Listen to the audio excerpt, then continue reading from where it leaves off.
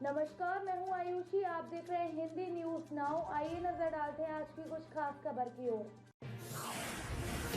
लोकसभा चुनाव से पहले मायावती और अखिलेश यादव की चुनावी राहें फिर मिलने की संभावना बनने लगी है। सपा विधायकों की बैठक में अखिलेश यादव ने यही संकेत दिए। उन्होंने कहा, मायावती उम्र में हमसे बड़ी हैं, वे बड़ी नेता हैं और हम सबको उनका सम्मान करना चाहिए। अखिलेश यादव ने विधायकों से कहा, कांग्रेस बीएसपी से बात कर रही है, अगर बसपा INDIA गठबंधन में शामिल होती है तो हमें कोई परहेज नहीं है। मायावती को लेकर मेरे बयान को गलत समझ गया। कोई भी सपा का नेता मायावती को लेकर बयानबाजी ना करे। मंगलवार को INDIA गठबंधन की बैठक दिल्ली में हुई। इसमें शामिल होने वाले समाजवादी पार्टी के सांसद राम गोपाल यादव ने कहा, बहुत ही अच्छे माहौल में बातचीत हुई। 12 जनवरी को फिर सब एक साथ बैठेंगे। गठबंधन में कांग्रेस, सपा और रालोद है। अमेठी रायबरेली सीटें कांग्रेस के लिए छोड़ दी गई हैं। सपा अपने कई विधायकों को लोकसभा चुनाव में उतारेगी। यह संकेत अखिलेश यादव ने मंगलवार को पार्टी मुख्यालय पर हुई विधायकों की बैठक में दिए। उन्होंने कहा कि कांग्रेस को उतनी ही सीटें दी जाएंगी जितने पर उसके पास जीतने वाले प्रत्याशी होंगे। अपने नेताओं को अखिलेश ने बेरोजगारी और महंगाई सरीखे आमजन के मुद्दों पर ही केंद्रित रहने की सलाह दी। साथ ही कहा कि भाजपा के धर्म से संबंधित किसी मुद्दे में न फंसे। विधायकों से संभावित प्रत्याशियों के बारे में बंद लिफाफे में सुझाव भी लिए गए।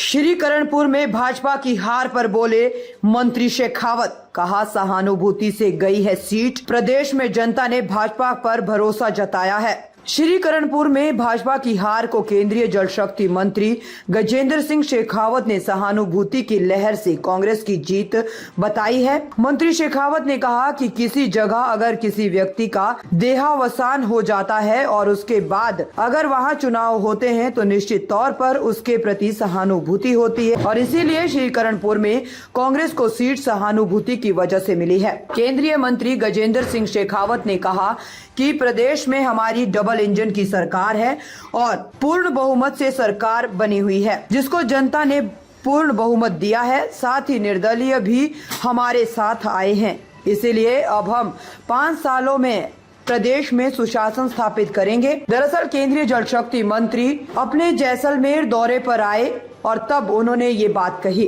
मंत्री ने जैसलमेर में दिशा की बैठक में हिस्सा लिया और सभी अधिकारियों को जिले में बेहतरीन काम करने के निर्देश दिए। इस दौरान जब उनसे श्रीकरणपुर में भाजपा की हार की वजह पूछी गई तब उन्होंने उसे सहानुभूति की लहर बताते हुए कांग्रेस का जीतना बताया।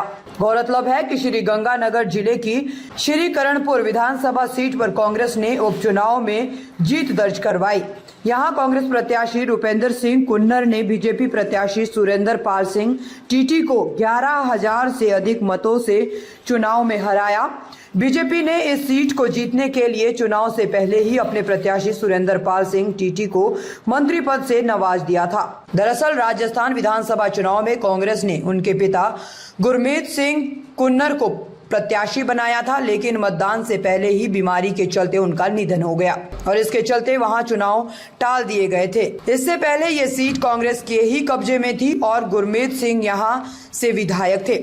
उसके बाद कांग्रेस ने सहानुभूति का कार्ड खेलते हुए गुरमीत सिंह कुन्नर के बेटे रूपेंद्र सिंह को वहां का प्रत्याशी बनाया था और इस सीट के लिए 5 जनवरी को मतदान हुआ था। कांग्रेस का सहानुभूति का कार्ड सफल हो गया और वह अपनी सीट को कायम रखने में कामयाब हो गए। ताज़ा खबरों से जुड़े रहने के लिए हमारे चैनल को सब्सक्राइब करें और बेल आइकन को दबाना ना भूलें ताकि हर खबर की नोटिफिकेशन आपको मिलती रहे।